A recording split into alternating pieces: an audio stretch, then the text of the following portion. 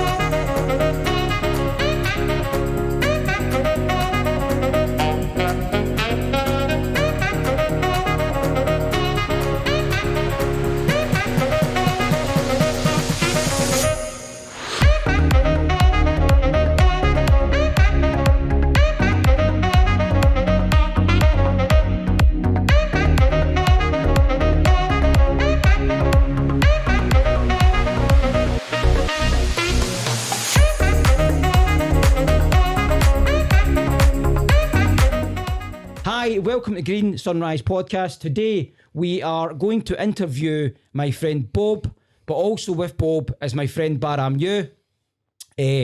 Baa-Ram-Ewe is a friend of mine who we've been doing podcasts for a good wee while now, and we got together ages ago to do this podcast.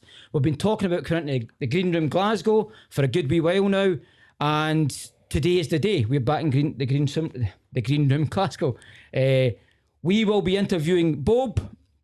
But before we start to interview Bob, over to you, Baa-Ram-Ewe.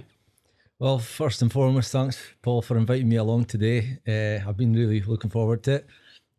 This is something that we've been looking at the green room for a while now, and today's the day. It's exciting. It's a bit nerve-wracking doing it, in this setting, but it's a first, and it's something that we can maybe incorporate into the show more often. Today we've got a friendly face in Bob.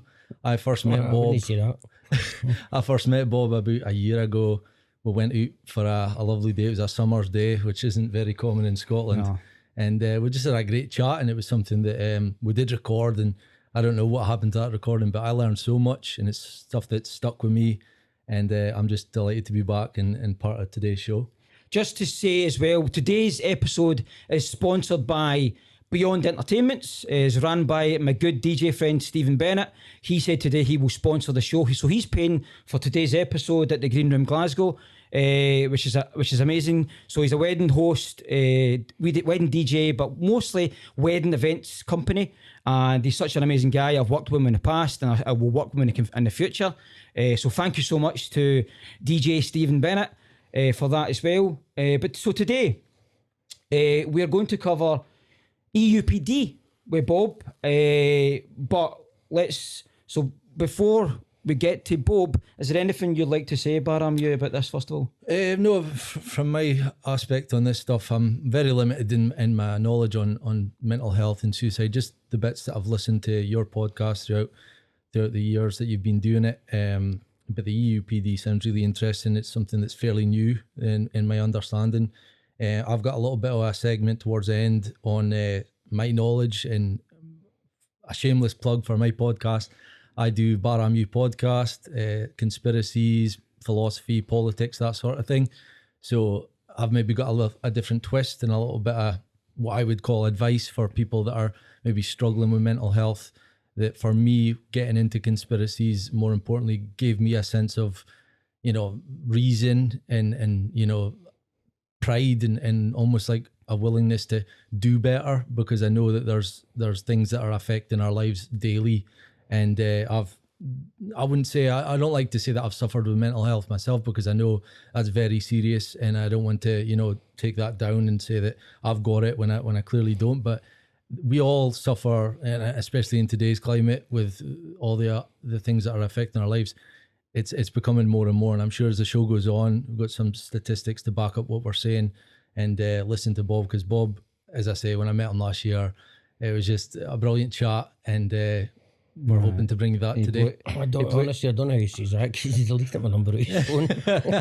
You blew us away. Bob, I've known you for a few years now. We met at a mental health charity in Medmatter, Scotland, and we became friends instantly from that point. But we're going to talk about today EUPD, which emotionally unstable personality disorder. Now, there's a few times where I've even got it wrong. I think I called it BPD at one point. I know, mate. I think I actually called it DPD, and I was saying, that's a fucking parcel delivery outfit, you know what I mean? He's the one that's trying to put a message out to everybody else, and I'm the one with mental health issues. It's the Royal Mail in me. I've had it for 22 years. I was a postman back in the day before I seen the light. Before I seen my own light. I think somebody hit me with a torch. That's so I'm just thinking of delivery companies, mate, when I do it. But so we're going to talk to you about EUPD and also suicide, right? Yeah, mate. Very closely connected and 100% together. What? First of all, tell me a bit about you, a wee tiny bit about you, if you can, if that's possible. What do you mean in regards to where I'm at today? Today and just give us a wee tiny bit of your background. 50-year-old male. 5 years ago, my marriage split. 2 beautiful kids in their late teens, early 20s. 21 years married. Had a good job, good life. Wife's a psychiatric nurse, clinical nurse therapist, believe it or not. Mate, I didn't realise, man, about 17, 18 years ago, I went to the doctors because I said to her, no feel well. We're up there and they identified it as depression, but couldn't work that out because I was still grafting, I was still bringing, I was still doing my job, purpose. Mate, I worked about 6-7 days a week. Couldn't get a grip on it at all, but just that horrible low mood. You know what I mean? I used to no day work and bury myself, which a lot of people identify with this in your continental quilt. I used to do it when you were away. The horror film was on, you bolted it upstairs, or Jaws mine. You ran up, jumped into your bed in it, you couldn't bite your feet in there, can you know? It's the safest place in the world, but you bury yourself in there. Mm-hmm. And the thing is, what you're doing, I've now discovered this. I hope people identify with this. You wondered who you were hiding for, if you were hiding for the world. You were actually, you hadn't worked it out yourself. You were actually probably hiding all that for yourself. Actually, no working it out. But it's not as easy as that, mate. It's not as easy.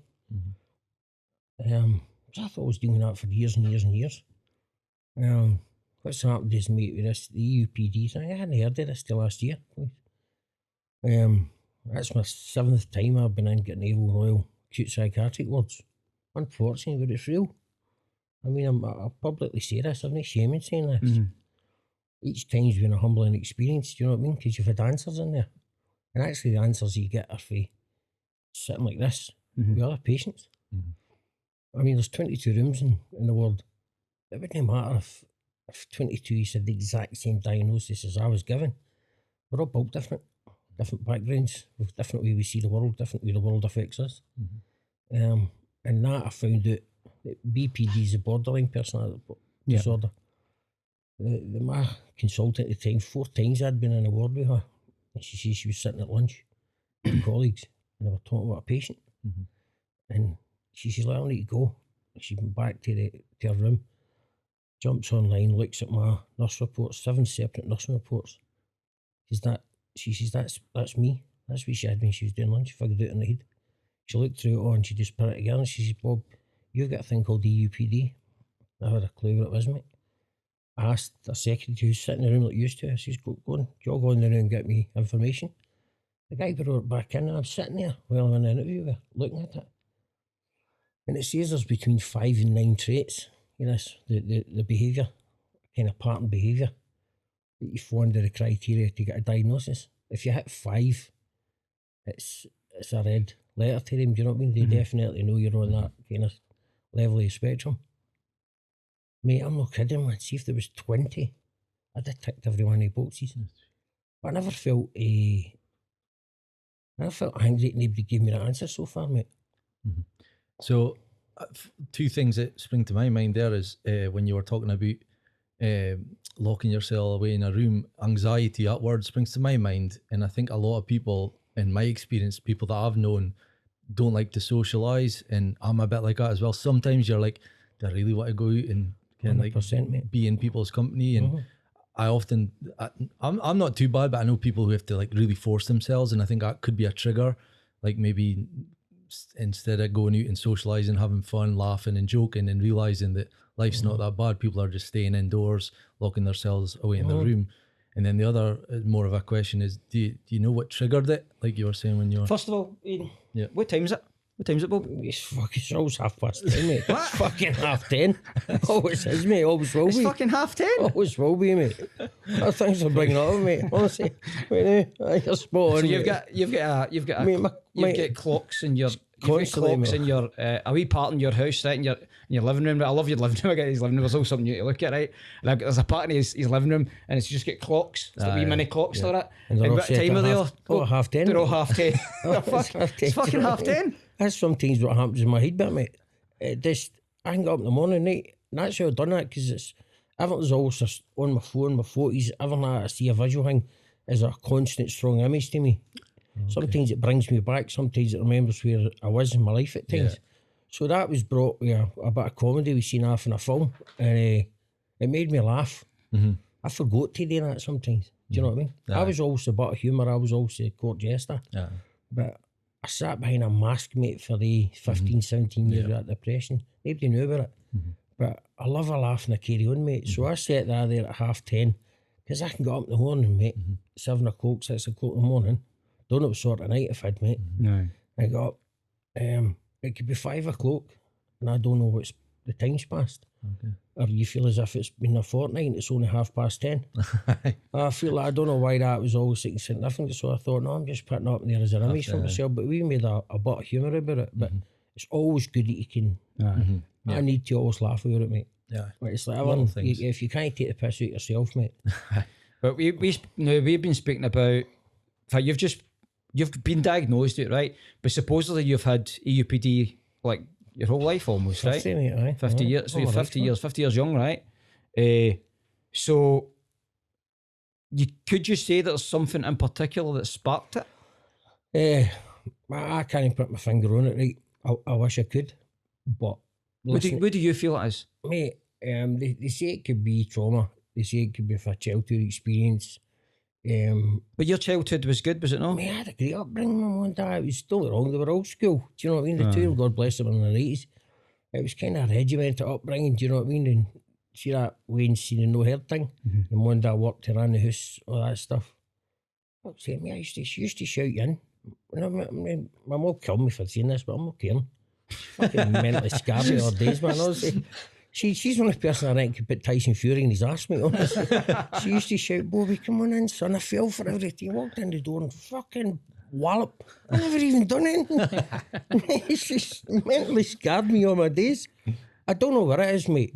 I can see that when I was gave that information, right, I'm not hanging on to this thing, the EUPD, right? It's real, I'm real. I've had to... She says a great thing to me, and I want people to listen to this. She says, Bobby, this isn't curable. There's no cure for it. But you can now, whatever layers you're blessed with now, try and work with it and have an understanding of it. Yeah. It's like resetting, Bob. I mean, that's the way I've been programmed all my life, and I've not noticed that. We've all in here, there's 4 years in here, we've all different behaviour. But I've seen it, how this affects you with your emotions. That they says it affects your relationships. You've got abandonment issues, you've got that. I never seen myself as a fit in, if you know what I mean. It's no use at fit, but everybody played with their mates. I had no attention span at it. I went to karate, I went to judo, I went to volleyball. I was doing the park playing with my mates, as you're wee on the bikes and that, you go up to your mother's house, you know what I mean, for a bite to eat, quick piece and jam, grab a fruit and bolt out the door again. See if I bumped into somebody else and they were going down the park to swim the water or something, I was off, mate. But you never even thought with your mates, that's where your attention span went. And then days on end, the other side you spent in the house. I can't see playing with myself, but you know what I'm talking about. You just sat in there making your own company, mate. I don't know if that was maybe something that happened 2 or 3 days previous to it, but I can see how the traits and behaviour have followed me all through my life. I had a long-standing marriage and that, but I can see how, God bless her, man, that's affected her. Do you know what I mean? I can see that. It's how it affected all your friendships. I still get that. See when you hear something and there's an umbrage, I get an umbrage to somebody, man, and I'll just blank you. But the only damage I'm doing there is to myself. This is a sore point. You've got kids as well, haven't you? Aye. What age is you? The wee fella, Varys 24 and Concord was, he's 22. The wee man, I've reached out to him. I met him once last May. It's nobody want to try and, do you know what I mean? But no, obviously mate, I can see, it was a sore point, mate. Of course it was, man. Fuck, see, when I missed it, I left the house in October, and the following year in March, it was near my birthday. Selfishly, I thought I should be getting a happy birthday then. I walked to that house, mate, it was like throwing a grenade into that house. I destroyed their lives, mate. But I just had nothing left in me, mate. I couldn't even project. See the love you have for each other. You know, I mean, I love you to bits, you know that. But I'm still going through this thing that they call disassociation. It's like reaching inside Boab and taking all that human emotion out. I'm still experiencing it, mate. But I wasn't projecting it out to my wife, to my ways. That was my best pal. People could see it and all that. She was making excuses up. It was something else. But I never knew, mate. I was mixed up with my head. I was mixed up with everything. Everything was just going south, further and further down. North Lanarkshire, I've been on 56 different kinds of meds, mate. I know it sounds a bit disturbing, but you can take 9 to 10 a day. Fuckers had more lithium at the end up, man. Do you know what I mean? It's fucking deadly, mate. That's something I was going to ask about. Do you feel for the day that you realised, or you mentioned you went to the doctors and they identified that you might have EUPD? Since then, have you felt that they've done enough, and what kind of organisations or places have they put you to? And well, I hadn't heard of this, mate, right, and I don't know how long it's been going on. Obviously, it's recognisable enough that they've came to a diagnosis on it, but I don't think they've got 100%. I mean, this might be contradictory to them, but I don't know if they're 100% sure of this either, because the book's always evolving in it. But I said that in the hospital one time to my new team. There was 4 of them in the room, psychologists, psychiatrists, trainees and all that stuff, and I'm sitting with my name nurse. There was 5 in the room, and I says, do you know something? See the book, that's getting involved? I'm writing part of that. Do you know what I mean? Well, obviously, so one of the main fixes, or one of the things that when I see a problem or I see an issue, I want to go, right, so how can we fix it? Or how is there a way to fix it, right? So I looked at one of the ways to combat it in a way is DBT training, right? So I'm now training myself up to do DBT training, which is dialectical behavioural therapy. And I'm hoping that I can create skills. And I've showed you the book today. I showed you the book that I'm studying. It's about learning, mate. It's about learning. Right. So, but they say that there isn't a fix for EUPD. So can I jump in here? See, you're learning out that book. My consultants, your psychiatrists, psychologists, all medical health professions in mental health, they had to obviously learn out of a book. The doctors do that. It's 5-7 years to get out there. It's done out of a book, mate. But I've got the best experience in that, and I'm not a therapist. I'm sitting here not a therapist. I'm sitting here with somebody that's living with. It's no mental health. I've got a condition, but I've also got serious mental health issues. Do you know what I mean? I know I recognise that myself. I'm the one that's teaching them to an extent. But I have said that to them, and none of them frowned on that, because it's the same with the first diagnosis, wasn't it? It was like sitting in here and somebody had to explain how they were feeling. Somebody with empathy and enough love in their thing says, and then wrote it down, then the next person, and that's how you start to evolve. The thing is, mate, that I've not had therapy for 6-7 years, right? I used to get up in North Lanarkshire. They asked me if I could therapy. I says, no, I kind of felt as if I'd slipped through that net. Went in hospital, come out, get medicated, and that's it. If I had to phone the crisis team, I phoned them. They did a great job, right? But I only ever present to them, like I did in junior, when I hit the stage that my mood weren't that low, that I spent an entire day and falling night. So I need to get up to that mental health centre. I need today for somebody to tell me to put me in hospital. That might sound funny. People say, how do you work that one out? Because I know now, because you work your own mental health toolbox. My mood had went low, mate, that it gets to the stage, and you've lived this experience this last year, mate. Yeah. That what happens, die balls at get to stage it, you get that further down, nothing makes sense to you. And a lot of times in a vehicle on my feet I've went missing, mate. It's like a blank for A to B. I have no recollection. And 3 times that's turned up in a suicide attempt. Once in an RTA in a motorway, shut the motorway down. So just to let people know, do you know where it is, where it happened, where the motorway was shut down because of him? No. So it's only at the top of this hill from where we are at the Green Room, Glasgow. It's just at the top of this road. So it's just air. You can actually see, well, you can't see. You can see the Mitchell Library from where it is. You know what's caused that? I was in an argument with somebody. So just explain what happened. I was in an argument with somebody, and it was toxic. You know what I mean? Aye. 2 years were talking. It was just getting toxic, and this has happened to me in the past all my life. I can see this, and I just went boom and exploded. Mm-hmm. There's a big trait in this EUPD called this explosive anger. Mm-hmm. I thought my patience was my biggest attribute. For years there, man, for 5 to 7 years plus. Mate, honestly, it's like you go for this, Boab to that grizzly bear, and then the next thing you're at mad David Bannerman. I never take it out in people. No. It's always, they say I'm experiencing things called tactile hallucinations. Mate, I can see fucking me pulling the front of that show put. Do you know what I mean? The bollards out of paint. And that just fuels that adrenaline and anger even more. I never seen myself as an angry person, but I've never seen you, but I seen you once. Remember the time we were at McDonald's? And there was one of the delivery drivers who had said something to you, and you'd stormed out. Now nothing happened. You never done anything physically or anything like that. But you you'd lost it, and I was like, oh no, man. You know what I think we're at KFC. I don't know. McDonald's or KFC. It's like that. My folk have that red rag hanging in, and then you get that red mist. I don't even get that, but it's just boom. It just goes. Mate, it's like going for, see, like folks say you need to step out of the room and you count to 10, come back in. I go for 0 to 1,000, mate, in a blink of an eye. So I've got an illustration before. You know what it's like? See, like when you see the rockets taking off, the space shuttles taking off. Imagine the power that takes to get there, and how fucking exhausting that is for that thing to get there. That's what mine goes like. But at the other end, it comes down that fast. It can last for ages.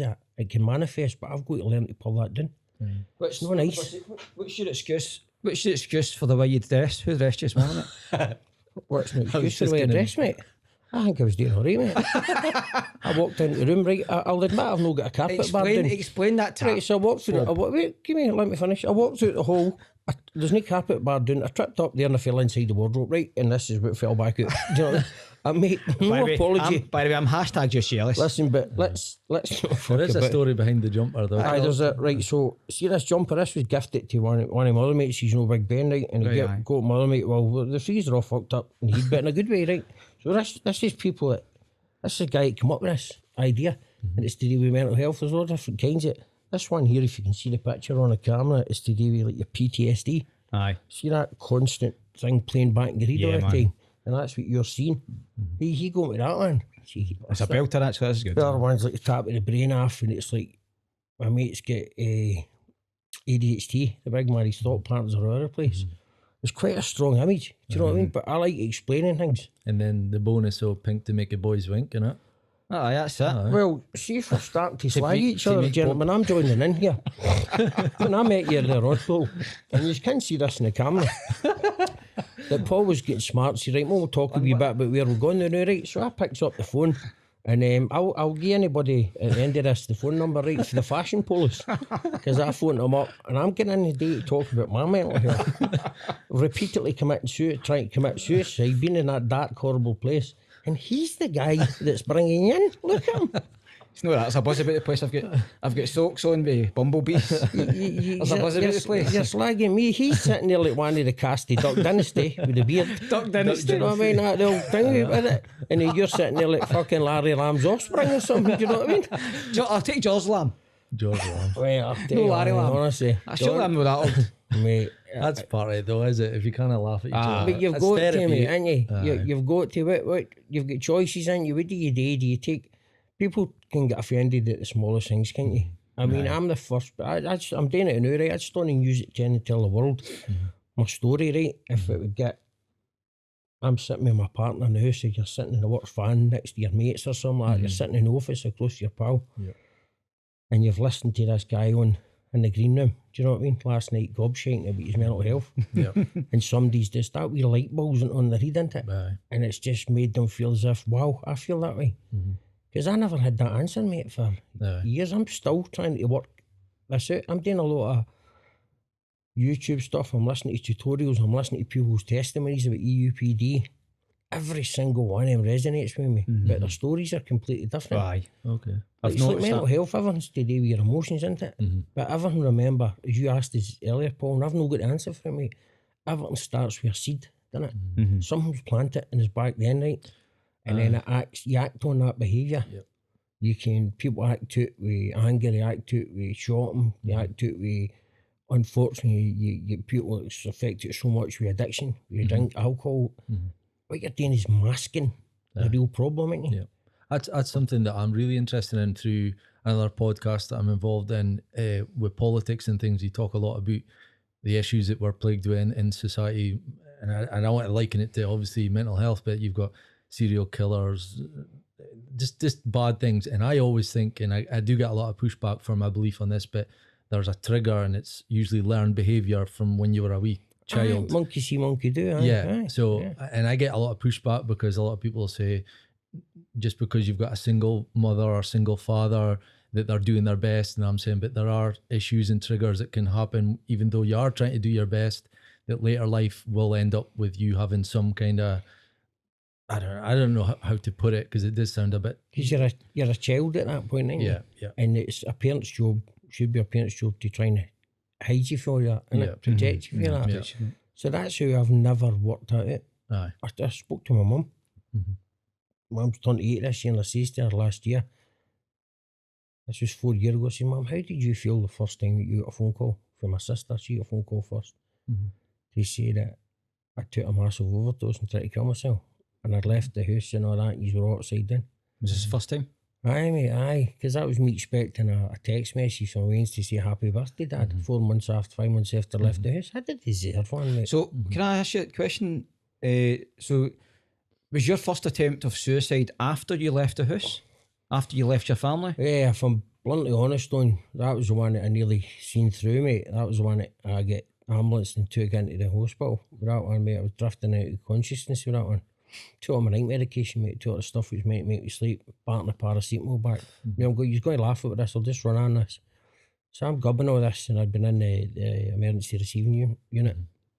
I fell off the bed. I've got a scar on my shoulder. Don't know. Split myself like a kipper. Sister's in there. Nice nephews in there up to hide on to. And the next thing I can remember is coming round consciousness, and I was in the psychiatric ward for the first time. Went to Royal Hospital. Did a brilliant job there. And I wakes up, right, now this is ironic, right, but this is just my sense of humour. So I wakes up, and when you've took you're on close objects called, my door was open, there's a nurse watching you, right, sitting there. They've got to sit there for whatever length of time till they deem you safe enough to walk about the ward yourself. If I'm out in the ward going to them for my meal or going here, they're beside you at the time. It's a good thing. It's a good thing, but it must be brain damage for the nursing staff, but it has to be done. So I wakes up, and I know the guy now. I mean, how sad is that I know the old boy? Do you know what I mean? Fuck's sake, man, I've been in there that many times, I think I'm going to get invited to somebody's wedding. So and I wakes up, and he's like, all right, is it Bob Roberts, my Sunday name, do you know what I mean? It's only Paul's in the Inland Revenue. He's calling me that, but I'm not here, right? Bobby was missing 5 years ago, right? It's a face mask. He says, is it Bob? I says, it's Bob, mate. And he says, do you know, yeah. So I'm sitting there in this empty room, right, with a hospital going on, because he stripped his, I'd vomited all my insides at me, with whatever goes at first. Did anybody strip out of it, Bob? Anybody about me? Did anybody trip out of it? No, mate, no, that was, I kept my discretion to myself, mate. But we'll talk about it after. Anyway, so I'm waking up, I says to the guy, and he says, do you know, yeah? I says, well, I'm fucking obviously in buying a new pair of Doc Martens. I said, what's going on? He told me where I was. And the next thing I says to him, mate, go and do us a favour, mate, go and turn the lights off. I says, they're giving me a belt to your head. And he's like, seriously? I says, aye, mate. I says, in fact, go and get us a cut of paracetamol. And I liked his sense of humour for then on, right? Because it would freak people out, just waking up and realising where they are, maybe this thing about what have I done. That wasn't in my head, mate. None of that. I was numb, completely numb. Because what I'd set out to do, I wanted. That's the way I felt. There was nothing left inside me. Nothing ever meant anything anywhere. And I says, go and get us a car of paracetamol, mate. And he says, you having a wind up, mate? He says, the pharmaceutical companies put folk on a back shift to make me a paracetamol. He says, you swallow that much? And I said, well, fuck off and jog on and get us a cut of ibuprofen. I says, because my heat's belting. Do you know what I mean? But we laughed about it. Like that sense of humour thing. No, mate, that was that. See, can I ask you, sorry. See, I know I'm coming off a script, but we've not really got a script, which is good, because I can't keep to it. So, see, in the mental ward, the mental health ward, right? Did you ever see... The window licking unit. The window licking unit, as he calls it, right? Did you ever see violence towards staff? Because the reason I'm asking that is because I was talking to my daughter yesterday with a cup of coffee and all that, I'd met her, and she was telling me that her pal, same age as her, she's 23, sorry, her pal, and she said that she had to chuck it working in the mental health ward because she was attacked on a few occasions. You've got to remember, mate, that folk that's in there are really unwell, right? I know. They're really unwell. Listen, I'll tell you, when I was in there's people in there that the system will never be able to cure. They won't. Do you know it's cheaper to keep them in the ward than it is to keep them in society? See, like what you do. See, like people doing 12-hour shifts and supported accommodation. That's a round the clock thing. Costs a fortune, but it's cheaper, sadly, to keep them in the hospital. Is it? That's about £1,300 a week to keep you in there. Do you know what I mean? And that's cheaper. Aye, mate, but if you think about it, me with two people's wages and all the services and all that, full shebang, furnish it, and there's a sadness in that somewhere, mate. Mate, I've been back into the hospital, honestly, and this is the truth, everybody. I'm in the hospital 4 or 5 years later. Sadly, back into maybe the same ward. There's 3 different wards in there. The same person's still in that ward. The exact same traits, the exact same behaviour every day, walking through the room to get a fag, walking through the room to get a fag. I've had a lot of good, positive stuff out of that, right? Somebody listened to me, took 4 horrible visits to a hospital, right, to get it. 4 dark places in my life to get that there, but somebody listened. Don't be wrong, I'm not going to kid yourself. I'll not mention her name, but we fought like cat and dog all the time. We did. But I was frustrated because nobody was giving me an answer.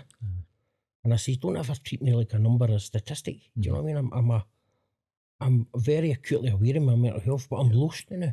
You know, mind me, you were away and you get lost in the street and you pick your horn up. You knew automatically your mos or dad's, somebody's hand was going to grab you, mate. I was reaching out for help, mate, because I didn't know. I didn't have answers, mate. She parked us at the ward one time, and I'm rolling like a fucking maniac at the door, swearing at the top of my voice, you threw me under the wheels of a bus. You fucking threw me under the wheels of a bus. I knew I shouldn't have been it.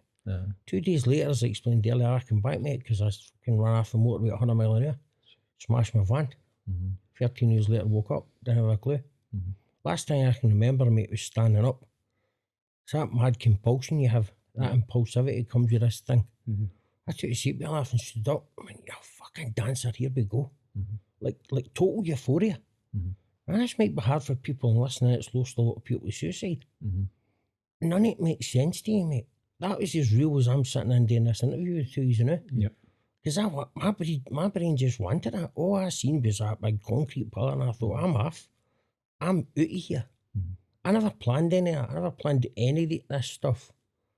The only thing it took, the longest thing I thought part was actually that thing with the tablets. Anything else was just like a click in it. Aye, mate, honestly. That's what I was going to ask you. To me, the 3 forms of therapy would be, well, just that's one, therapy, medication, and I mean, to me, this, like you said, you've mentioned it already here today. That's the best thing. And you said that was the main thing that I took away from the time I first met you, was when I asked you at the end, what's your favourite or best way to combat what you're going through? And you said that just this, like meeting up with guys. And to me, I think, Paul, from looking and listening to you and being your mate, what you're trying to do with Green Sunrise is like, I mean, I'm talking for you, but like it's nothing. Guys that are maybe sitting listening to this podcast that are in those patterns they've got the anxiety, they don't want to go out and socialise, that Paul's there for you to reach out to, get his social medias, go for a Ken, go for it. There's one thing that keeps sticking out to me, right, about this and helping. I'm not helping Bob, it's just being there for Bob. I think just turning up, right? It's just turning up. Even though you might not know what you want to talk about and you might know the answers, but actually just turning up and just being there. How many times when somebody's not in a good place and they do it with the best intentions, see if you need anything, mate, just give us a wee phone. Aye. And see them at your back's turned, they fuck off, right? And it's not nothing. No, it's I not a know. personal gripe against anybody. Everybody does it. We're all been guilty, right? See, actually, a text message that I've had out of the blue. Folk don't know how I'm feeling. It's just nice that somebody's thinking about you. I mean, it's something. That's the way it should be across the world, isn't it? Do you know what I mean? The world's a way fucking handbag, you know, boys. Do you know that? Yep. No. But Also, they say this here is communication. Yep. You says a thing like that, I don't think I've got mental health. We've all got something going on. Right? There's always something that's scarred us, mate. Do you know what I mean? It is. It's invisible, mate. It's an invisible illness. The reason I say that is because I know depression and mental health is a serious issue, and sometimes when we've all got our issues, but it's maybe not as bad as that. And I don't want to, take away from people that do. So when I say that, like I struggle sometimes when you work 12-hour shifts, you come home, it's the same routine, and then it gets to the weekend, you're like, I can't be bothered, and it's like you have to push yourself. Well, see, the thing with depression, mate, I learned earlier on, right, is somebody says to me, don't let that be you. Everybody has tired. Everybody's a bad day. Everybody's late going to work. Everybody's sitting in traffic jams. The fucking petrol runs out in it. Everybody's struggling to pay their bills, and that causes stress. Yep. And then that's the seed, the manifestation. Exactly. When you get like depression, mate, that just amplifies it by 100. What you've got today is say, right, that's your life.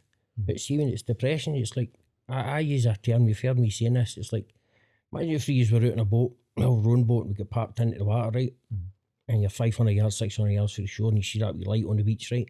You start swimming. Maybe if these are right good swimmers, do you know what I mean? See, with depression, mate, see the more, this is just my take on it, see the more you're swimming and fighting against that, depression makes the waves a wee bit higher all the time. Oh, okay. That's what it feels like. Okay. So you've got, could you imagine that? You've got to swim harder. It's all right to swim in a swimming pool, mate. Go and do that. no. It exhausts you. Do you know what I mean? And it's starting to sap me the energy. Then you're getting to know, I want to get to that safe place. I want to get to that place I'll recover. I want to get to that place that then I can get help. It's that beach, that distance, that beating the light in front of you. That's a good analogy. But what happens, mate, see the harder you swim, mate, then what depression and that does, and especially, it just goes, I hear you, bang, lead weights on your feet and all, and the waves start getting higher again. You know you can get there, mate, but try telling your head that, mate. What I noticed, right, is the fact that now I tell people all the time, like, don't be so hard on yourself, right? Don't be so hard on yourself. If you mess up or if you fuck up, just go on with it, right? Not that's a throwaway comment, just go on with it. I mean, you can't just go on with certain things, I know, I get that, but just give yourself a break. But what I noticed with you was the fact that you can turn off, right? And we've spoke about it in the past. I've tried to phone Bob, right, and he's not picked up the phone, and I'm like, when I first used to, I was like, oh, no, man, I hope something. I knew there was something no right, because he always responded back with either check your text or I kind of just, I know, I'll be fine, let's meet up for a coffee, blah blah. But see, when you go dark, right, I was like, I used to be really panicky about it, right, and I'd be like, oh fuck, man, I wonder what's happened. But now I'm okay, all right. I believe, and I'm hope I'm right in this, I just think that you know that you're dealing with yourself and you're needing that break. How would you say to somebody else? That's like, I call it burying myself in that rabbit hole, right? You think you can work it yourself.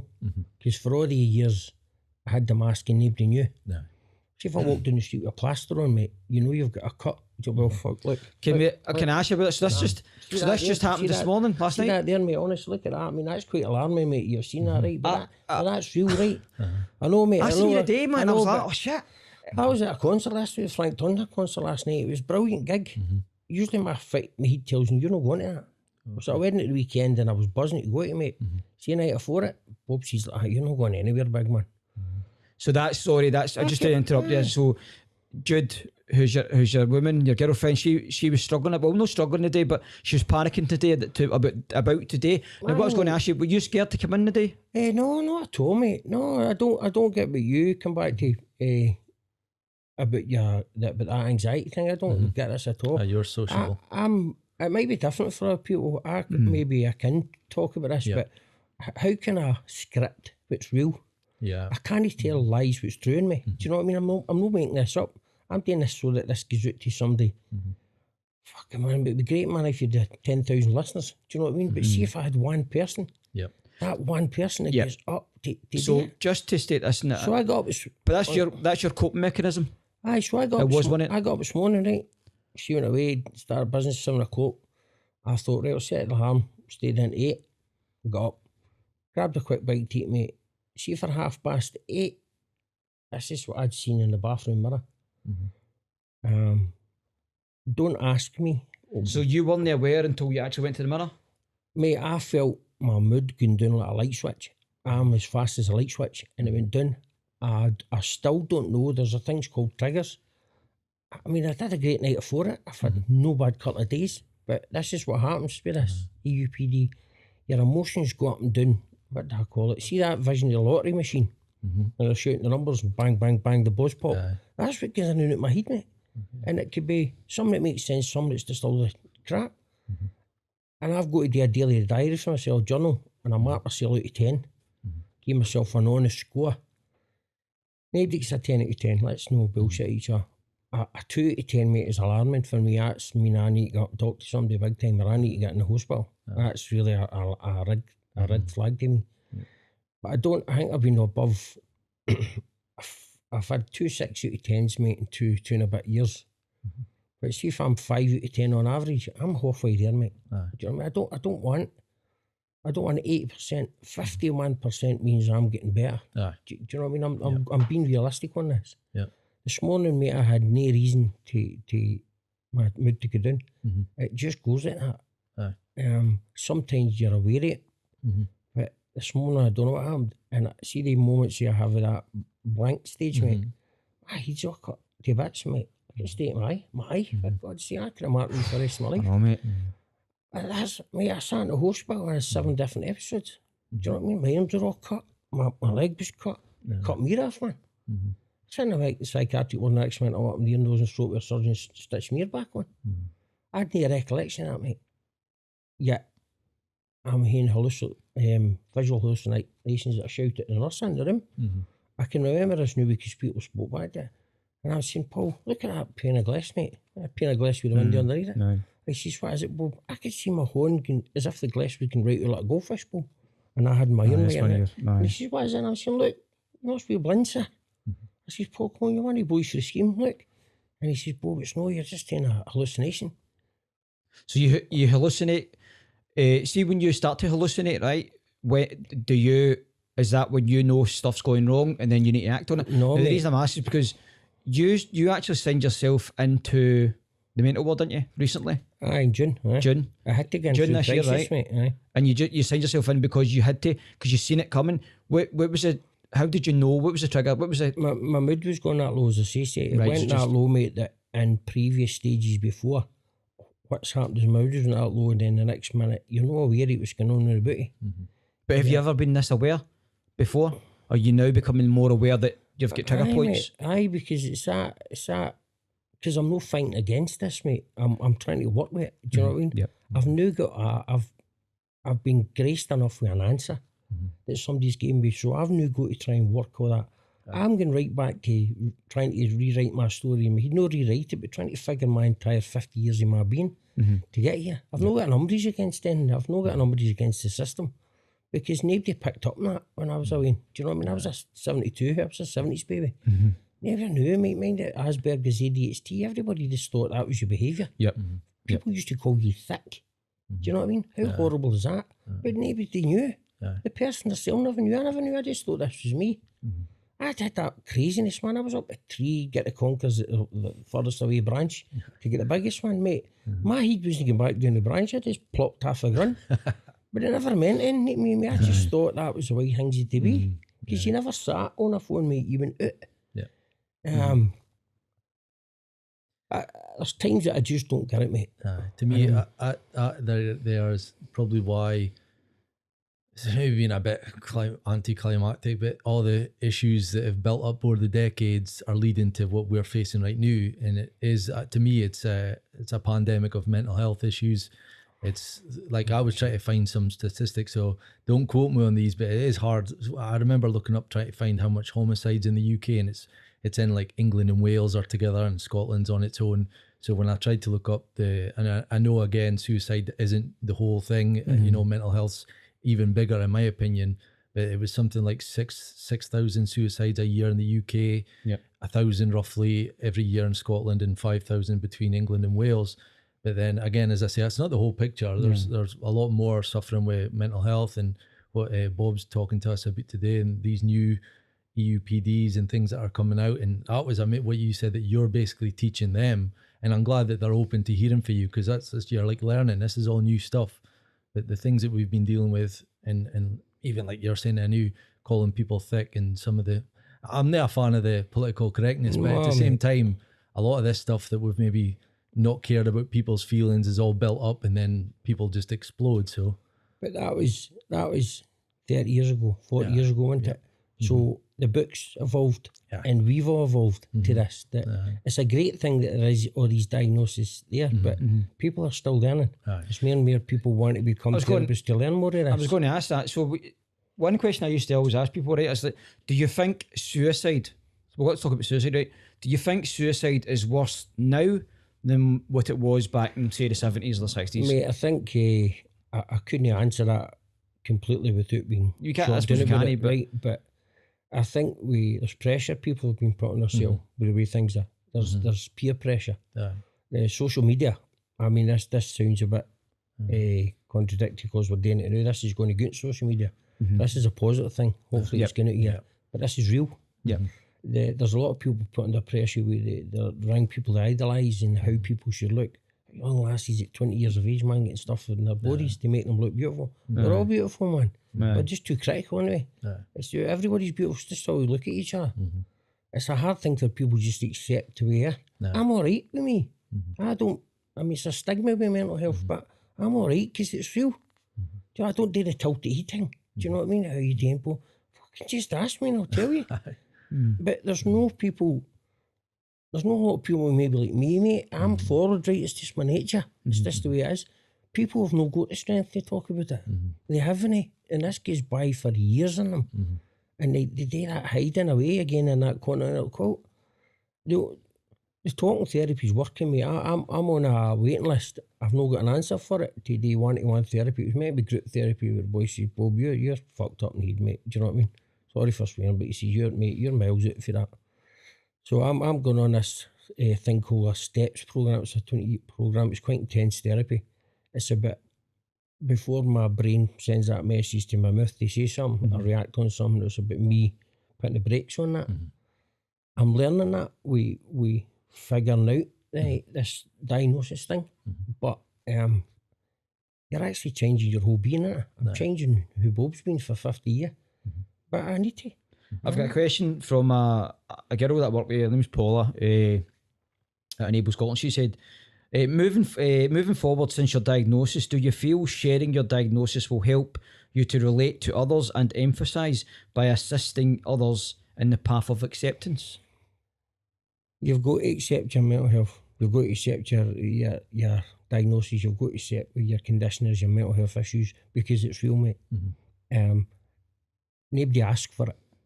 Maybe it's been created, and as we hold a path of responsibility for patterns of behaviour in our life, which I've had, right? But destructive behaviour and stuff like that can be. You've got to learn to put the brakes on it. It's not easy for people. I can speak about it, mate, because I'm learning about this, but I need. Mate, I could be fucked up tomorrow with this. I'm being honest with you because I spoke about this today, and I mean that's what Jude and that about panicking about in case this affects us. Yeah, in case it Kevin. Big Kevin. So speak about Kevin, but Paul also asked, and this is the second question she asked. She actually asked a few questions, but I just dinged the other ones, right? She said, do you find that you need Viagra to get an erection? Is that I need Viagra? 3. but then again, she's like, that. I said, I'm going to ask that question first. And she said, Mate, I'm either having that's a not for you, that's for him. Mate, I'm having either a party myself for a full room, do you know what I mean? Aye, so Paula says, no, that question's for you, no him. I was like, alright, very good, Paula. Boom. But aye, so Obviously, Paula's after Christmas card last time. aye, Paula, good laugh. But it was going to say, so any questions on Big Kev you're talking about? Kev? Aye, so we'll talk about Kev, right? So you've got a flatmate called Kev, right? Now Aye, I've met him. He's not very talkative, right? I must admit, he's not very talkative, but he seems a really good guy. Can you tell me a wee bit about Kev? Big Kev, been in my life for 25 years now, the big man. He had heavy issues, mate, in his life, man. He was a big bit of a boy, do you know what I mean? Bullying was a major thing for PTSD, for horrifically affecting people's mental health. He doesn't say much. No, you don't get much, but that's been happening to him, mate. That's what's done it. To him, he's withdrawn from the world, do you know what I mean? Aye. He sits here with that big smile on his face all day. He was actually meant to come today to the podcast, but I don't. Mate. Did you follow him? Was it because? Mate, it's just his moods, man. His moods swing more than me, do you know what I mean? Aye. Don't be wrong. For the way the big man was in his life to now, man, he's jumping out his skin. Aye. Do you know what I mean? The problem is he's coming here today, he'll tell you nobody to go with. Do you know what I mean? But he's no, Kev's a good guy because he's like us. Me and Kev have many a conversation. Like I said, I've not spoke much to him, but Boys he are seems quite legend, good. man. Honestly, good guy. see this time of year, he's the best. Honestly, hands down, he's the best guy to go to a Halloween party with. Honestly, he steals his show, man. He'll get to know Kev, man. I think we'll keep that for another episode because Kev's definitely he's been asked to come. He was going to come today. I think you felt like him. I don't know what it was all about. I mean, he's hard work, man. But suicide, right? So talking about, like I said, we're going to talk about suicide. Now you've already stated some of the stats. So they're saying like 700,000 people a year. No, it's or worldwide. over 1 million worldwide. Is it now over 1 million? I think this is a stat for 2018. And you asked it earlier about is it going up? As far as I'm aware, I know in America, I listened to an American podcast and they said since 1990 it's gone up 30%. So that's a huge amount. West Central Scotland has got the highest. This is frightening. This was last year statistics we found out for this. That's we done For this. Men Matters, we done this statistic that at the highest rate of suicide, Central Scotland, West Central Scotland, between 35 to 55-year-old males that was in Europe. No, Scotland in Europe. That's frightening. What is it that's causing that? I've not got that. I'll tell you something. For me, the lockdown, I know everyone's got their views on it, but to me, that's a cause, and it has gone up since mate, it has been crazy. Well, I lost my mate. I don't think his boy will mind me saying, but my mate Joe Muir hung himself, and I remember when it happened, he was trying to come into Men Matter Scotland to speak to us, and it floored me, man. It absolutely floored me. So the reason I created Green Sunrise was because of we are losing people to suicide every single day, and I think that there is lights being shone on it, and I don't like. Obviously, people don't like to talk about it, but I think if we're going to be proactive about it and we do these kind of things to get it out there, it's something that we keep. Obviously, we can't keep somebody's name in memory, but we need to do these things to people get. So it doesn't happen again. This is never the first time we did my suicide attempt. Many other time it's just been a spontaneous thing with me. There's been no thought. It's just you're in that place. I want to go here. I mean, instantly, I just want. That's dangerous. I want to go here. But people have got the financial problems with their lives. They've got things going on. They know there's no work. You've hit on it, mate. That people get furlonged and partners will work in house together. Fuck. You're away working for 8 hours, 10 hours a day to get a break for each other. Do you know what I mean? You've got a social life, your work colleagues and that, and you come back, have a wee chit-chat, you're working and you're back to your family. And then all of a sudden she's right, the schools are out, your wains are getting parked in the house and all, and you've got to teach your wains that curriculum, which you don't know. They have to teach you. Then there's that added stress and all the banter and everything else, and your wains are not getting a chance to go out and play. But then there's nothing to eat in here. You know what I mean? Get in the cupboard. Do you know what I mean? Get something to eat, all that part, innit? That adds on to pressure, mate, and then people's businesses were falling because they can't keep this going, and then the person's out to work. So that's that.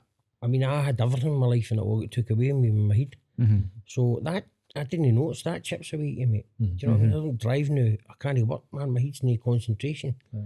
You've got pennies in your pocket. Do you know what I mean? Steady bundles of money at one point. Do you know what I mean? But do you know something? it means fuck all to me, mate.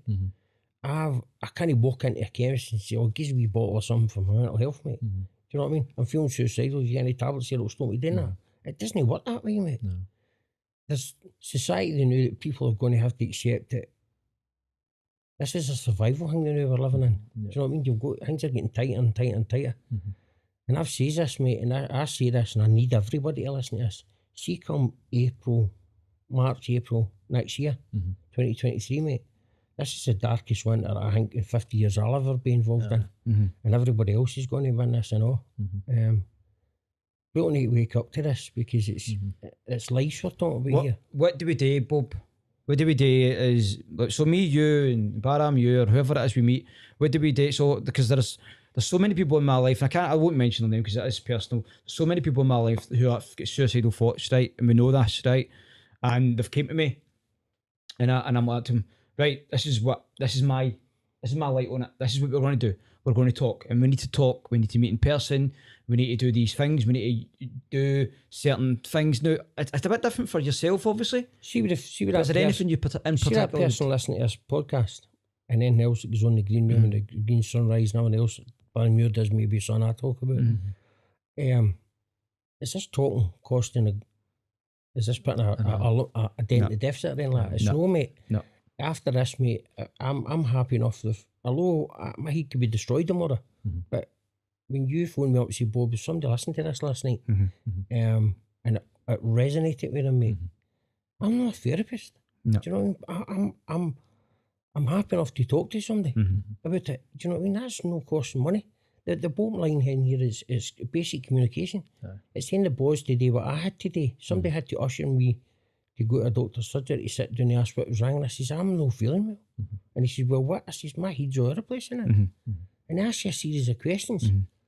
And the unfortunate bit, the last question in that list of 10 is, have you ever felt suicidal? Imagine me at that point in my life not having something to say. Do you know what I mean? Because that was the bit that was a reality to me is, God, what? How's this person asked me? I said, fucking had this in my head for the last 10 years. But I've never knew why. And he's got to ask that, but he just asked everything about it, and then he says, look, there's 2 or 3 basic medication to start, antidepressant stuff to see if it helps.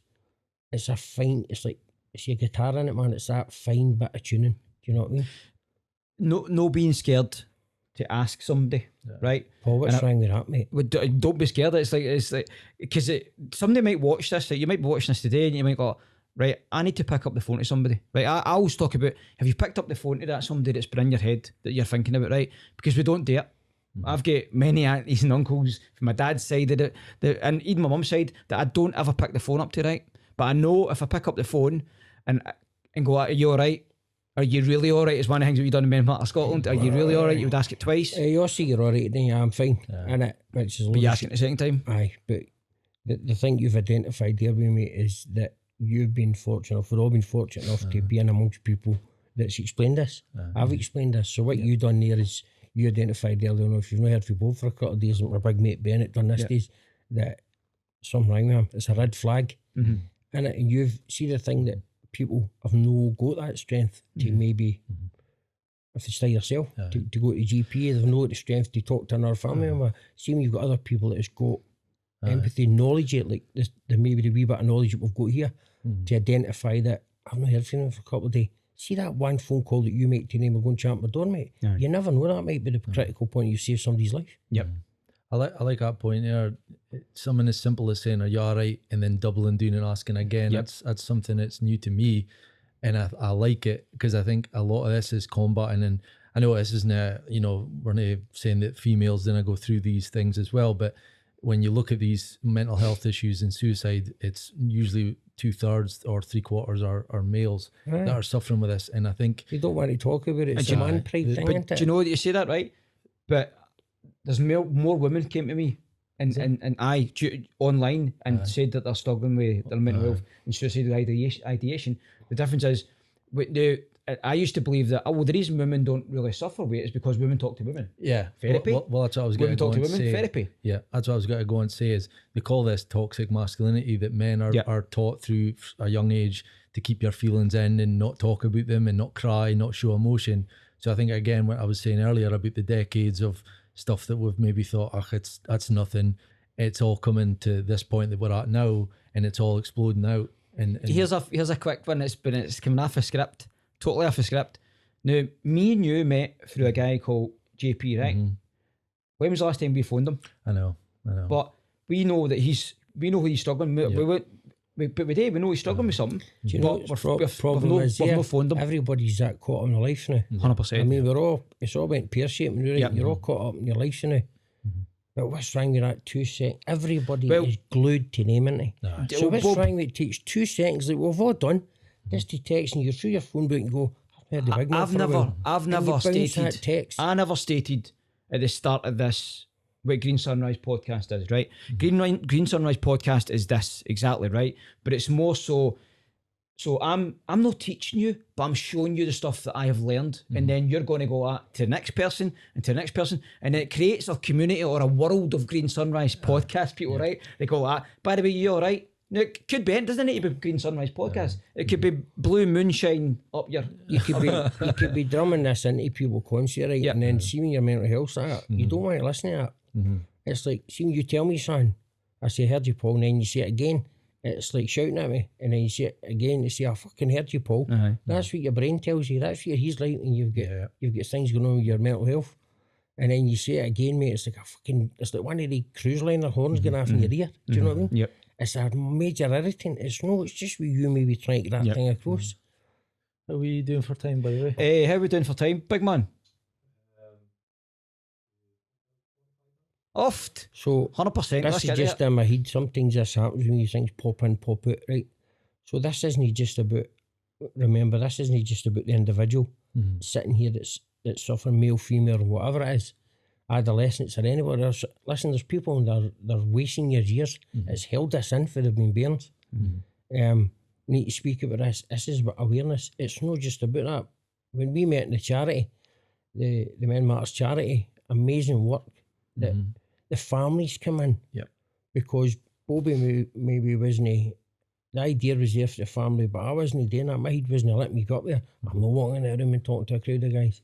It wasn't about a crowd of guys. You were walking into a safe environment. There was no therapists in the room. You got a chance to speak to each other, and that's how we got the friendships together. That's how I've still got ongoing phone calls and messages with mates of mine that I met in there that I thought I've not heard from them for a while, or I've been sitting talking about something the rest of the day and I thought, bang, it's just come into my head.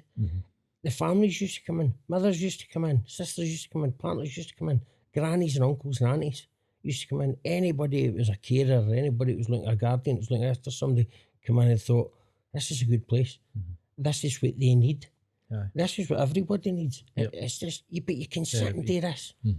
Paul, sit and do, you phone Paul up and you're going about a thing, you go to your podcast, you listen to things that can see in the green room, you listen to what Baldy's saying here. Do you know what I mean? You've got, there's something, there's that one thing that somebody will hear, whether it's a family member or whether it's the individual herself, whether it's the healthcare practitioner, do you know what I mean? Whether it's the psychologist, psychiatrist. Because this is a bit maybe that they don't hear. Because unfortunately, boys, you only get a 10-minute time with your GP. I get a 20-minute time with my consultant in the hospital. If I'm getting therapy, it's a 45-minute or an hour thing. That's nothing against the people. There's thousands of people need to be seen. Do you know what I mean? And that's not even scratching the figures. I'm no any better and any less than the rest of them. Do you know what I mean? Everybody needs to get seen. Do you know what I mean? It's just, but this here is just as important as what these services are supplying. Do you want to listen to? We'll listen to that. I think we can do this. We can play it, press play. And you might not see it in the camera, but you'll see it on. You might hear it. And the reason I'm going to play this, there's a reason why I'm saying it, right? Let's just see if it plays it. Just put it up to the mic. Right, okay. Right, so this is, so what we're going to do is we're going to play, this is the, you helped me create this, right? But. Brought to you by Charlie-Boy Quinn. The mission here at Green Sunrise is simple. We want to empower anyone who is living with mental health needs and step-by-step forward plan towards a brighter future. To improve health and mental well-being and to connect people with every service available. Our main goal is to work with individuals in a dark place, bringing them towards a lighter, brighter future. You are green sunrise. Right, we listen to this. Wait, you are no well. But that's so Bob's in that right. So when I See that there? That sounded like but you wrote that. Mate, that sounded That's like the reason I had to play it. See, You last wrote time I it. heard a voice like that, I didn't fucking write that. That was like a Jet 2 pilot, wasn't it? Giving you He said to me, it's like a supermarket announcement. I Isn't said, it? no, Baa-Ram-Ewe. That's the Baa-Ram- lift but music, it's isn't it? good. That's an announcement. Straight the to the lift. point. So, but the whole point is, the reason I played that is because you wrote it. Listen, It was you that wrote it. Everybody, He wrote it. He doesn't even realise he wrote it. You do serious faces, listen to it, and the first thing that popped down my head, camera, get a look at these socks, look at these. There's a buzz about the place. Look at these socks. Oh, beat me up, Scotty, give me here. There's a buzz about the place. I like my bumblebees. Oh, mate, honestly, no, that's Lego. Wait, I hope that there's an awful lot comes for this today. Do you know what I mean? Yeah, there's got to be. I take there's got meds, to, right? man. I take meds to hopefully get me better. I've been asking for just that other wee tablet, you know what I mean? No, the Harry Potter one, that other wee thing, it just brings my mood up. Yeah. I says to him, get me here and I'll try and do the rest of it myself with as best I can. I've had a fucking gym membership for 8 months, mate, never used it. The Green Room Glasgow, right? And the fact that a guy called Paul runs it, right? It was for me. That's it. I need to get in. I need to get in and I need to do it.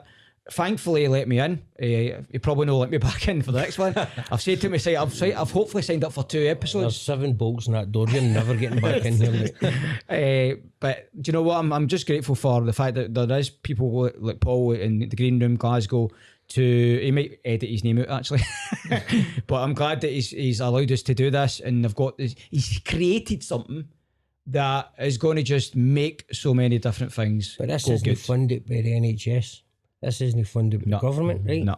That charity was a charity Yep. where we met. Yep. Your thing in your time. Yep. We're doing this in your time up. You've done amazing work Yep. on this.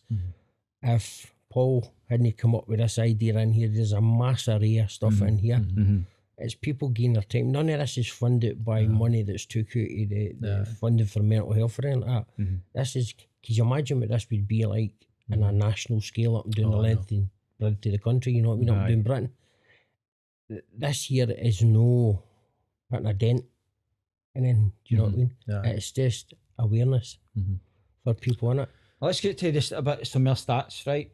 Now, because we've got a wee bit of time still left, and it's based on, again, I know we're talking about suicide and it's one of those things, but it's not just when somebody commits suicide, right? It's not just 1 or 2 people that suffer from that. There are so many who are affected by it. It's a ripple effect. It's a isn't it? ripple effect. It is tricky to find because, I mean,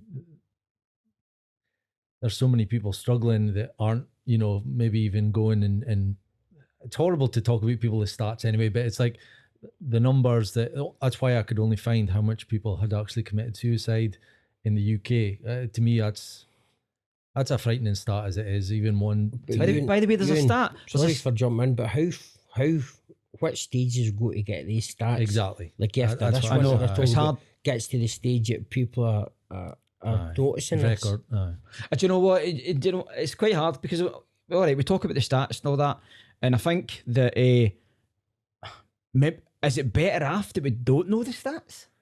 No. Do you know what my thing is? Do you remember the advert on the telly? This is no jump off it. That the bear run onto the road and get stoted with a motor. Aye. That gave everybody a shock, didn't it? Aye. Yep. See anybody, the whole smoking campaign, and then they show you a picture of how long your lungs it's all fucked up with that, right? Yep. It's the shock tactics. Let's Aye. put somebody on the TV, a family that's sitting there burying their Wayne. You know what I mean? They're burying their father or something. That's why and I the do 3 it. Waynes that's sitting there because see the people, they're left with a prison sentence the rest of their life. Yep. No known why. Yep. Or they did and they think it's a guilt trip in it. That's going to affect them the rest of their days. Do you know what I mean? It shouldn't get to that stage. No. I've not got a lot of answers on how I've got to that stage. But I can tell you now when it gets to the stage, you think I'm better than no here because I feel as if nobody's getting me. I don't feel a part in. Yep. See a lot of things, mate. Think about it here. See the things that can stress people that much. A lot of them's fixable, aren't they? Aye. All you've got to do is learn to talk about it to start with, innit? That's something that I just did an episode for my podcast last week on the dangers of pornography and even that, and I'm thinking, so there's that. There's That would have been probably better after I asked him about the taking the Viagra. probably, yeah. Mate, sorry to bounce back out there, but mind, see, when I was in the high school, right, the careers officer come in, go jump back on this, but I can't help it, mate. You were all sitting there, the guys were all sitting in the lassies in a separate room. The lassies get a choice either doing nursing, secretarial work, or hairdressing or something like that, right? Yep. And the guys were like, right, you're either going to be a tradesman, you're either going to be a mechanic, or you're going into the fucking armed services. Not one of the fucking careers officers come up to me in that room and say, Bobby, I think you'd be a good porn star. Do you know what I mean? How did they not come up to me? Things Probably need to because they're too scared things of you, need to Bob. change, mate. Bob, I've seen it. They're probably too scared of you. Things need to change. You know what I mean? I'm not Greek Adonis sitting here, do you know what I mean? But I had got a good start We had career to get an in it. extended camera to get the But anyway, Barry, we're getting back to your I serious was bringing up issue. because I was like, there's so many reasons that people are struggling mentally, addiction, and to me, pornography goes into that with just like with drugs, like with drink. It is in that category for me, and I think it is an epidemic, judging by going back to the shock tactics. So I was bringing up how much people are searching this stuff on a daily basis, and that's why I do it, showing the statistics of it kind of shocks people. And it's like, oh, really? I didn't know that. It shines a light on how serious the problem is. So there's that, and to me, we're all going through life in our own ways. We've all got our own, families, relationships, work, and we're all contending that. And then you throw in a gambling addiction that maybe you don't know it's an addiction until you think, well, I'm thousands in debt. And then you're like, what have I done? So it's like, how do we highlight and educate people on the dangers of these things? To me, there's nobody there showing you. There's a big argument, mate. Does the system want it gets better? Aye. Maybe they're creating the mental health because of the thing here, and everybody will listen to this. We're no fools here. There's more money in prevention than there is in cure. Yeah. The pharmaceutical companies is a multi-billion pound industry, isn't it? So let's fuck everybody's mental health up. Yep. Let them go on the tablets. Do you know what I mean? They're easier to look, they're easier to work. The sheep are easier to heard about the park, isn't it? Do you know what I mean? Yep. There's a sadness in that, mate. A real sadness in it, because you're dicing with people's lives here. Yeah. It's not just... Yeah, so I think people are people depend on their scripts, don't they? People depend on medication. Aye, mate, and listen, I've been in unfortunately at the hospital, and I seen 2 years ago that there was private nursing coming in. This allied nursing, healthcare and all this stuff. I'll tell you, in the next couple of years, I wouldn't be surprised the NHS, the way it's been created, you can see this is going to go privatised. That takes a massive burden, but the government will still get their bit out of that and all, mate.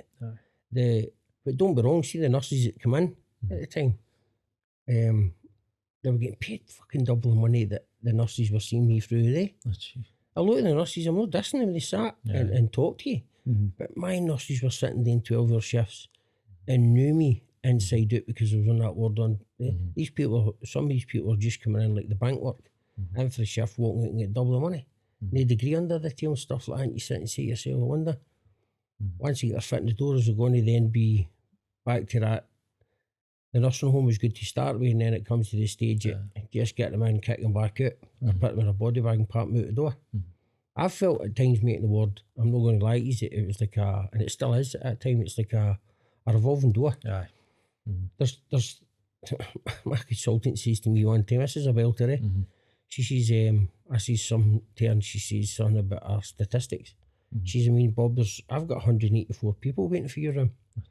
And me being me, I just last year, I says, that's good fuck all to do with me. I says, no, I'll deal with pack with him and nurses and give him some place.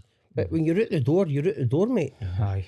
Do you know what I mean? It's the other services there need to pick up. When I left the hospital there, the care team phoned me up the next day, says, we're always here for you. As it took 7 visits for me to get to that stage. And some people don't get into the Is that hospital. not just because though it's hard to pin down? It's hard to diagnose? Mate, you can't tell. But I was at a stage, mate, that people knew about my mental health. I've been in there 7 times, mate. Do you know what I mean? The twice before that, the last 2 visits I've been in, they've knew about my diagnosis. No. It's just there is a failure in the system somewhere. There is a failure in the system, but I tell my consultant this, the last one that me and her fought, and I need to say this. I tell her that, see this, the drugs, with the pandemic we've lived in, for the last 2 years, right? There's a worldwide epidemic of drugs in here, or wains are taking, they can afford it, innit? And that only goes one way. Aye. And I tell her she's got a tsunami of mental health coming to her, and she says, no, it's here. I says, doctor, you're greeting me, you've got 184 patients, want my thing. You're not prepared for what's coming to you. Yeah. I says, because if your service burst in the new, what's it going to be like then? No. You can't dish tablets out to people. That's why These wee groups here and these things are going to get a bigger message out to people and help people in a good way. Do you know what I mean? Yeah. And there's a sadness in that, an unfortunate sadness in that for the services. No. I don't know how the services work. I'm not the political side of that. I'm not at that end of it. I've just been at the dark end of it. I have been helped. It's a great thing. Glasgow mental health is 20 years in front of where I used to stay in North Lanarkshire. My ex-wife identified that 25 years ago, which is an amazing thing. They've saved my life. They have saved my life, because when I've needed help and care, it's been there. Don't be wrong, it's been there. I'm not frustrated with that about the system. It's the political side of the system that you're needing to wait a year to see somebody. Do you think it's worse in Airdrie, for where you kind of In North Lanarkshire, mate. North Lanarkshire or Glasgow? No, mate, if you don't ever diss where you get brought up, right? No, but what because do you I've think it's been at the worse? stages of my mental health, Yep. I can see that Glasgow is 20 years in front. And I was told that by my ex-wife 25 years What, ago. in mate. regards to resources? Mental health, mate.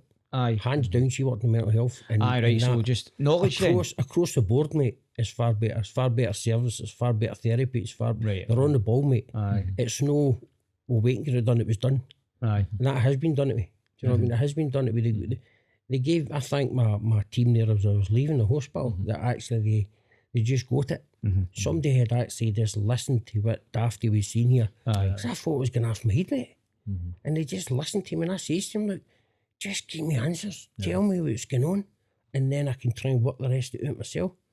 Because in between that, you just think you're in complete limbo. I can't keep going down to a pharmacy every month saying, can I get my monthly script? Bang, bang with the tablets. The meds is only 10-15%, mate. I've got to have to learn to switch my way of thinking on. And it's no easy for the individual at times. I don't get it at times. But see, the more you talk about it, and the more you talk about it with your life partner, your partners, your friends, your families, your work colleagues, if the more you explain that to them, there's maybe things like you mentioned earlier on, Paul, that you can now identify that when I wasn't in a place that you picked up on that. Aye. It's about having that common knowledge in it. There should be more stuff on the TV about that, mate. There should be more of these short adverts on the TV, shouldn't there should be more reality programmes. What about having a reality programme about guys like myself and all the other patients? That's mind the thing on years ago about the guy John, brilliant man, everybody laughed about with Tourette's. Aye. We're not laughing now. No. Nobody's laughing now, but you laughed then because it was funny, because we never knew anybody about it. But what the guys have done through having the bravery to just stand up in front of that camera, because it's real, mate. So what's wrong with putting people up on a public forum like that there? Yep. Let's have imagine that, the Big Brother house full of windy lickers. There would be a belter mate, wouldn't it, eh? Do you know what I mean? But there's no script here, there's no... Actually worth watching. But the thing is, you've been playing for the camera, mate. What comes out, comes out. Aye. And it's just what's happened to you for the last hour or so. None of this has been scripted. Let's see how long we've got left. How long have we got left, big man? Right, let's start wrapping it up, right? And let's start talking about, you want to talk about what you're doing? Oh, just a little bit. I just shameless wee plug for my own podcast, Baa-Ram-Ewe. So do your plug right now, right? Do your plug. Aye. And then we've got a present for Bob. Over. So I've got a podcast, Baa-Ram-Ewe podcast, that's about conspiracies, politics, philosophy, and I mean, if you're into that sort of thing, please give me a follow. Mainly my stuff's on BitChute, video. He's a flat earther. Aye, I'm into all that stuff, flat earth. I'm actually thinking about it. But to me, You're raging, aren't you? to me, it kind of ties in a shameless side of it. I think that this has given me a bit more,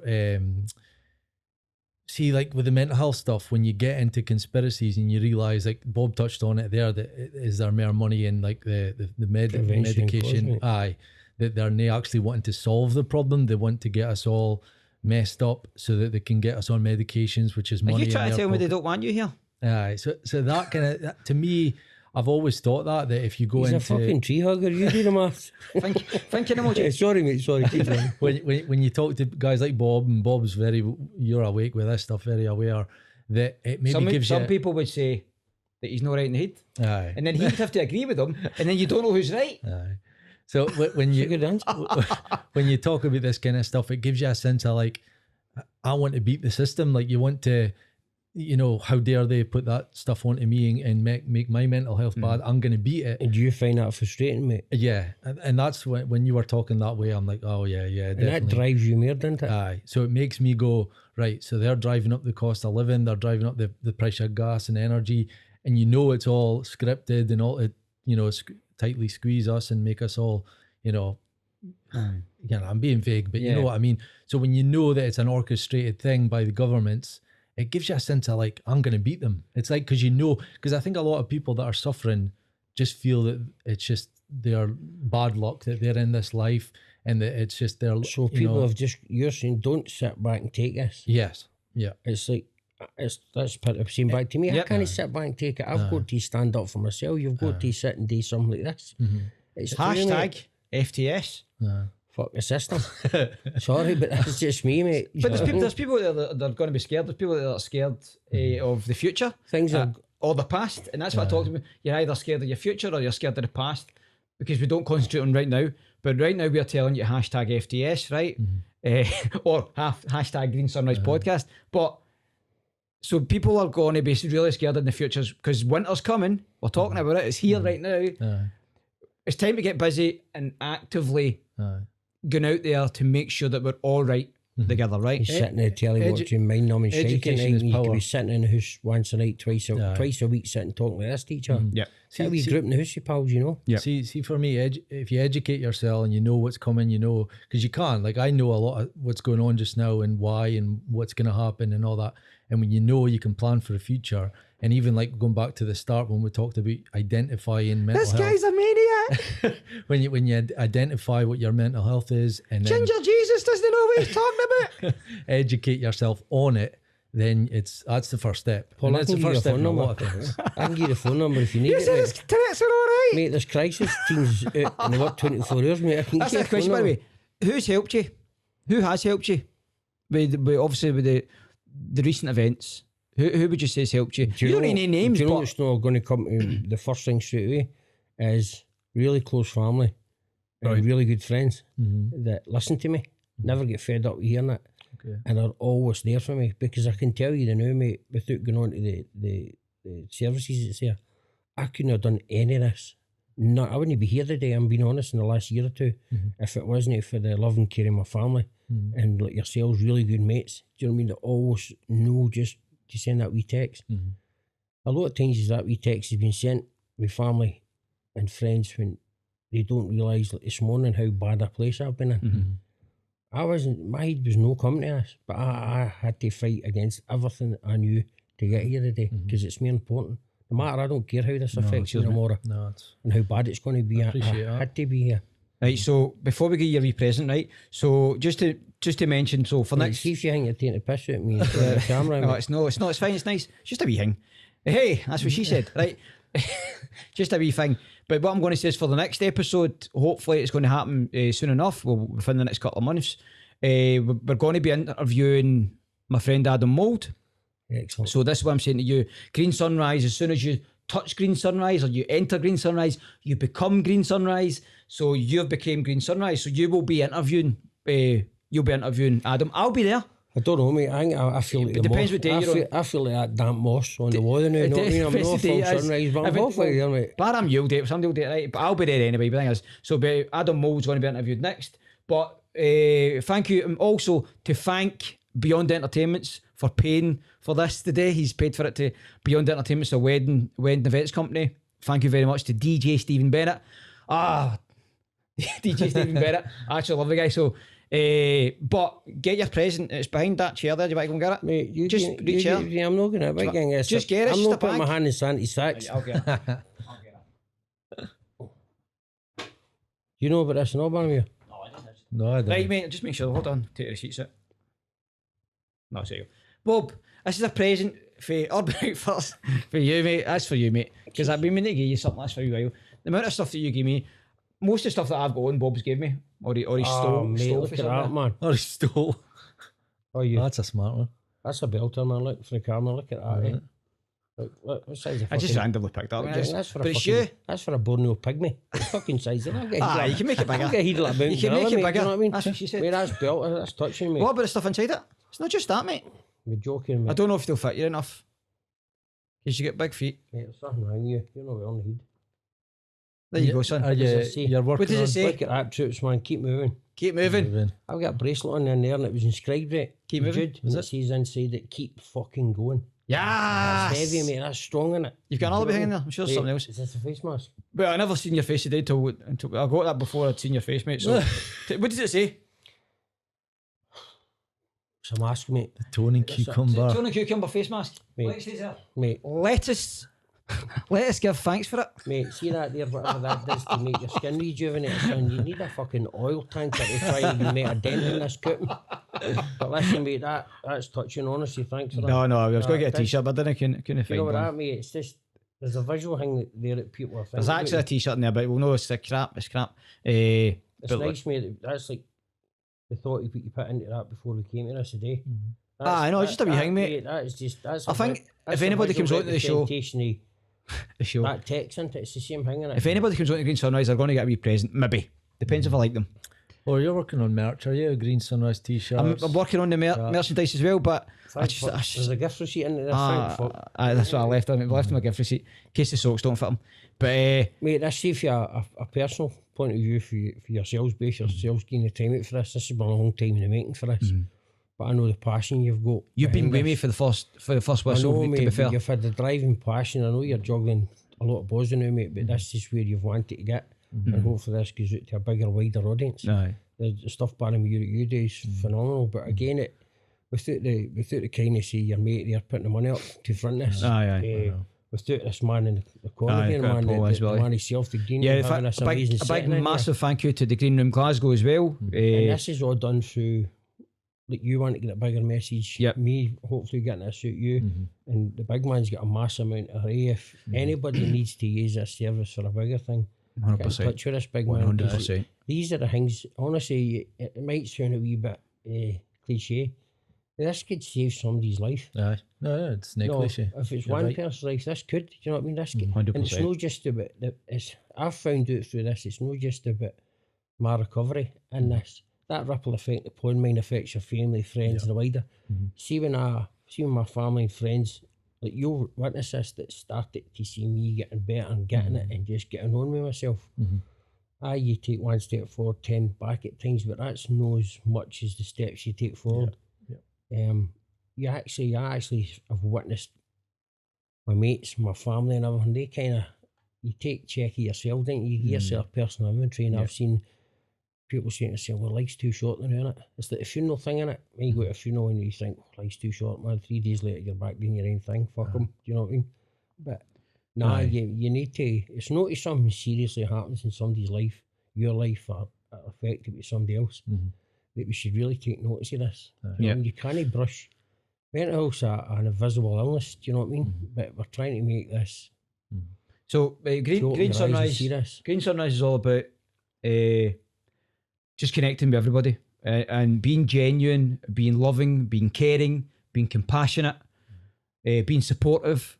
Being there is just one thing. Just being there, picking up the phone is massive. I wouldn't recommend eating onions. But obviously, I've been eating onions recently, and raw onions are good if you've got a wee sniffle. But Boys know well. but it does give you bad breath. But it's fine. That's probably the reason why I'm single. But we'll not talk about that. And you're wearing that We'll shirt. not talk about it. I'm wearing that shirt.